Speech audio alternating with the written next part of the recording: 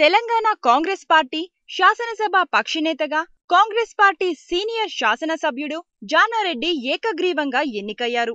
శాసనసభ ప్రధాన ప్రతిపక్ష నేతను ఎన్నుకునేందుకు అసెంబ్లీ కమిటీ హాల్లో కాంగ్రెస్ ఎమ్మెల్యేలు భేటీ అయ్యారు. ఈ సమావేశానికి కాంగ్రెస్ అధిష్టానం నుంచి దిగ్విజయ్ సింగ్, వాయిల రవితో పాటు పిసిసి అధ్యక్షుడు పొన్నాల, నూతనంగా ఎన్నికైన 21 మంది ఎమ్మెల్యేలు హాజరయ్యారు. సిఎల్పి పదవి కోసం సీనియర్ నేతలు పోటీ పడ్డారు. సిఎల్పి నేతను ఎన్నుకునే విషయంలో సభ్యుల మధ్య సయోధ్య కుదరలేదు.